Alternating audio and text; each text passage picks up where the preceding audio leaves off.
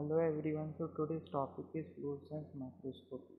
In fluorescence microscopy, the specimen itself acts as a light source.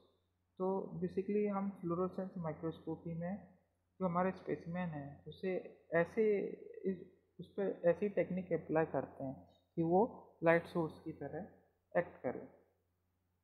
A chemical is said to be fluorescent if it absorbs light at one wavelength and emits light at a specific and longer wavelength. तो जो हम specimen होता है हमारे पास उसके ऊपर हम fluorescent chemical का यूज़ करते हैं. अब केमिकल का काम क्या होता है? केमिकल एक पर्टिकुलर काइंड की वेवलेंथ को एब्जॉर्ब करता है और एक पर्टिकुलर काइंड की वेवलेंथ को इमिट करता है, जिससे कि जब वो इमिट करे वेवलेंथ को तो वो लाइट सोर्स की तरह काम करता है. Fluorochromes exhibit distinct excitation and emission spectra that depends on their atomic structure and electron resonance property. तो जो हमारे पास जो केमिकल होता है फ्लोरोक्रोम्स, वो दो चीज़ों पर डिपेंड करता है. एक तो एटॉमिक स्ट्रक्चर और इलेक्ट्रॉन रेजोनेंस प्रॉपर्टी पर. Fluorescence microscopy is currently the most widely used contrast technique since it gives superior signal to noise ratio. तो ये नॉइज रेशियो क्या होता है? Typically white on a black background. क्योंकि fluorescence microscopy बहुत widely use की जाती है. क्यों यूज़ की जाती है? क्योंकि इसका कंट्रास्ट अच्छा होता है. वाइट ब्लैक का जो कंट्रास्ट होता है वो बहुत अच्छा होता है, इसीलिए फ्लोरोसेंस माइक्रोस्कोपी बहुत ज़्यादा यूज़ की जाती है. The most commonly used fluorescent technique is एपीफ्लोरोसेंस. अब इसमें भी जो फ्लोरोसेंस टेक्निक है, इसमें भी एपीफ्लोरोसेंस टेक्निक बहुत कॉमन है.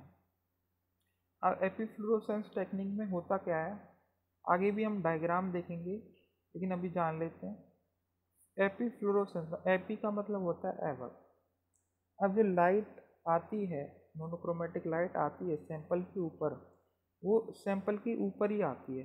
मतलब और माइक्रोस्कोपी में हमने देखा था कि जो हमारे पास स्पेसिमेन होता है, जो हमारे पास सैंपल होता है, जो लाइट सोर्स होता है उस सैंपल के नीचे होता है. लेकिन फ्लोरोसेंस माइक्रोस्कोपी में जो लाइट सोर्स होता है वो सैंपल के एबव होता है और एबव ही लाइट जाती है. अब इसमें जो लेंस होता है, ऑब्जेक्टिव लेंस, वो दो चीज़ों का काम करता है.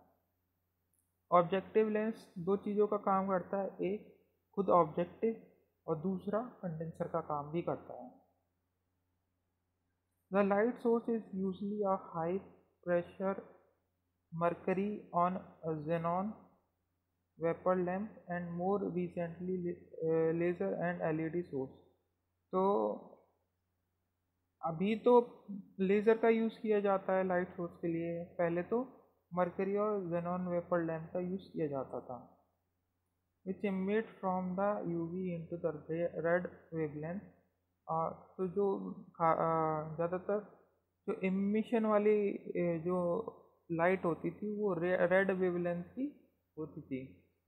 अ specific wavelength of a light is use to excite a fluorescent. तो पर्टिकुलर काइंड की ही वेवलेंथ जो है एक्साइट कराने के लिए काम में आती है फ्लोरोसेंट केमिकल से. यहाँ पे डायग्राम है, डायग्राम के थ्रू हम समझ सकते हैं. यहाँ पे लाइट सोर्स है. अब लाइट सोर्स में से पर्टिकुलर काइंड की जो वेवलेंथ है वो पास हो रही है एक्साइटेशन फिल्टर के थ्रू. अब वो रिफ्लेक्ट हो रही है डायक्रोमेटिक मिरर. अब यहाँ पे हम देख सकते हैं डायक्रोमेटिक मिरर के दो काम, एक तो रिफ्लेक्शन और एक है ट्रांसमिशन ऑफ लाइट. तो यहाँ पे जो है रिफ्लेक्शन हो रहा है, रिफ्लेक्शन होने के बाद ये ऑब्जेक्टिव लेंस के थ्रू ये लाइट जो है कंडेंस होके स्पेसिमेन पर पड़ रही है और कंडेंस होके ही वापस डायक्रोमेटिक मिरर से पास होकर इमिशन फिल्टर से पास होकर डिटेक्टर यानी कि हमारी आंखों या जो कंप्यूटराइज फॉर्म है उसमें जाके डिटेक्ट हो जाती है. तो